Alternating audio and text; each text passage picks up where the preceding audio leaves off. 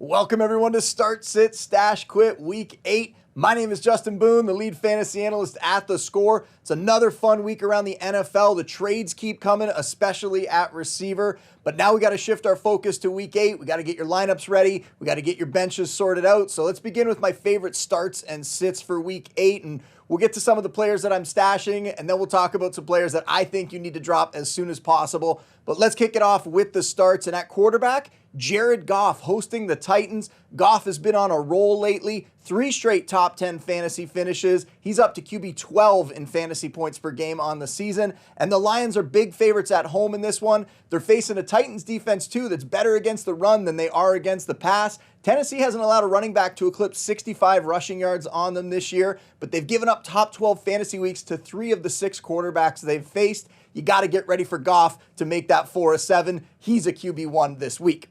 At running back, Kareem Hunt and the Chiefs traveling to Vegas to take on the Raiders, and it is really hard not to like what Hunt has done since rejoining the Chiefs. Over the last month, he's the RB8 in fantasy points per game. He is a locked-in starter in your lineups if you have him, and the Raiders are the 8th easiest matchup for fantasy backs, plus the Chiefs are 10-point favorites in this game, so you got to expect a lot of positive game script. A big day for Hunt is coming.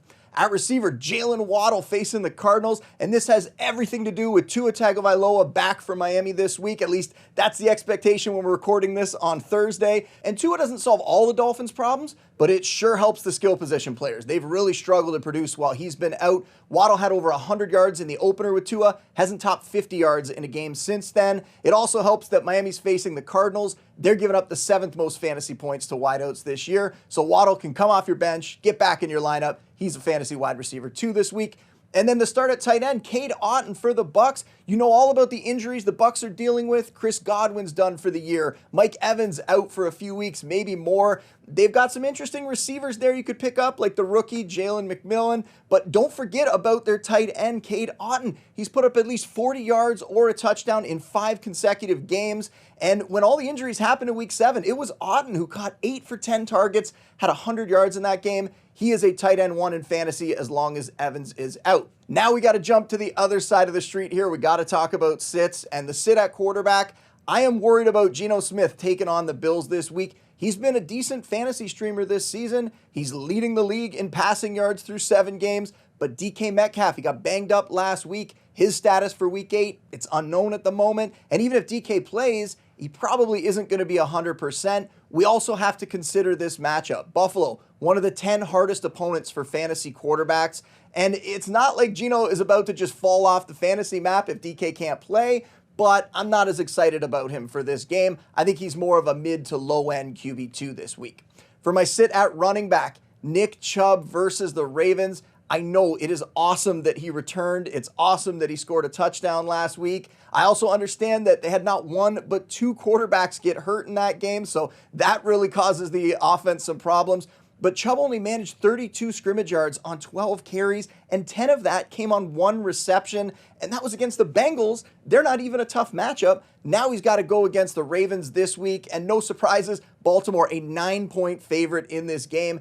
That means that Chubb might potentially get scripted completely out of this one if they fall behind. So it's great that Chubb has returned from the knee injury, but he's still just a touchdown or bust RB3 for fantasy.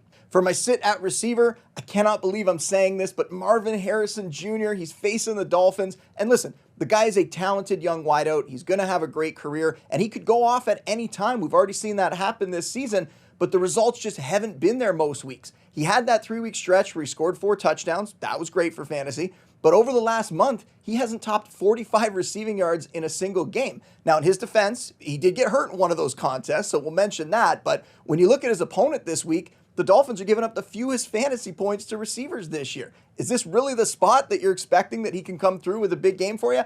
I don't think it is. I'm considering him a risky wide receiver 3 in this one. So whether you sit him or not, it just depends on your other options. And then for my sit at tight end, Hunter Henry versus the Jets.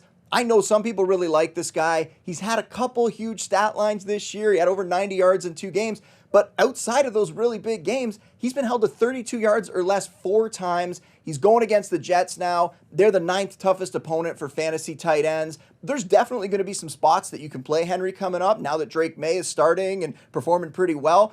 I just don't think this is one of them. he's a touchdown dependent streamer this week. Now that covers us for the starts and sits. We can move along and hit on the stashes, and this is the best part of the show anyway, right? We get to figure out who you can go out and pick up before all your league mates are even thinking about them. You'll have them on your bench. And the first guy here, Dameon Pierce on the Texans, he's 7% rostered. I think that should be so much higher. He is the clear backup to Joe Mixon. We know Cam Akers is gone. They got rid of him. He didn't even play that well when he was on the team. And Pierce is healthy now. He's also just 2 years removed from posting over 1,000 yards from scrimmage as a rookie. If Mixon were to miss time again, Pierce would be an RB2 for fantasy. And then the second stash, it's a guy that I've talked about before in this spot. I think it was just a few weeks ago when we brought him up. Jalen Wright on the Dolphins. He's still only 8% rostered. And I get Devon Achane, Raheem Mostert. They're back now. They're playing. They're healthy. But how long is that going to last? And with Tua Tagovailoa back in the lineup, which we expect to happen this week, like I said, I don't want to get ahead of myself, but the Miami offense is going to be very dangerous again with Tua under center. So all it would take was Achane or Mostert to get hurt, and Wright would be startable in fantasy. I don't think there's any reason why he should be available in over 90% of leagues, especially when we got some guys who are rostered in a ton of leagues, but who aren't going to give you much value. So let's talk about quits before we get out of here. And the first one is Christian Kirk on the Jags. He's 79% rostered. Brian Thomas Jr., he's advanced way faster than anyone around the team made it sound like he would in the preseason. And he's passed Kirk for the #1 receiver role in this offense. And Kirk's numbers, they've been pretty hit or miss. He's been held under 40 yards each of the past 2 weeks. I'm not hopeful that he's going to turn this around consistently enough for you to trust him in your lineup, so you can drop him. I would also drop Baker Mayfield. He's 85% rostered, and this one's so unfortunate. He was having a great season, but with Godwin out for the year, with Evans out for probably the next month, maybe more, you can't really expect Mayfield to continue to put up the same kind of fantasy stats that he was. And I like some of their receivers. I like Jalen McMillan. I think Sterling Shepard is going to be okay for them as a veteran presence there, but you can't replace Godwin and Evans, so Baker, just a streamer in good matchups now. But that's all for Start, Sit, Stash, Quit this week. If you want more, you know where you can find it. All my content's available for free over at theScore. And make sure you're listening to the Score Fantasy Football Podcast and hit the subscribe button to theScore's No Timeouts YouTube channel so you're getting all our football videos every week.